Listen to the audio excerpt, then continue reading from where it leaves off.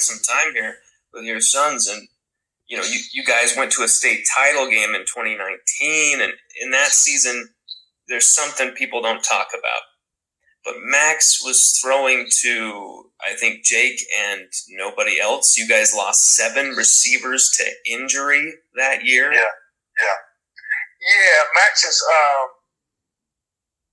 Max's junior year, we actually. Let me say this.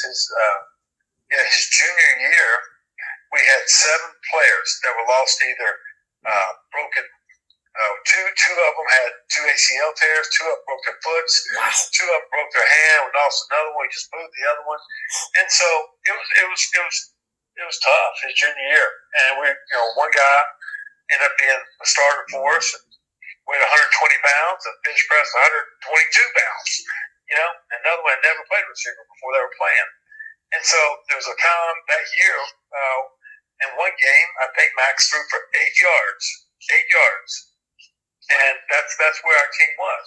And what the greatness of it with Max was, he didn't talk about all those guys getting hurt or not having, starter guys or guys that have ever played before.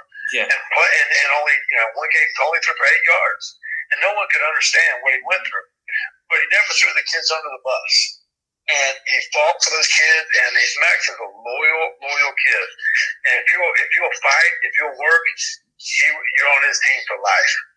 And the cool thing about it was, last year when they played Florida, you think about all the kids that had opted out.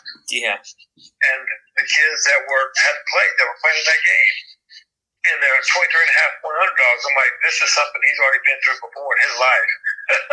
That's so true. And so it was, and so you have to go through, the ring of fire at some point. What makes you you? What makes you tough? What's the adversity that you've been through? You have to ask the kid the question: what's the adversity you've been through?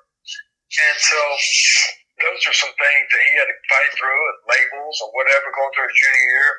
But the greatness of it, Lon, was his senior year.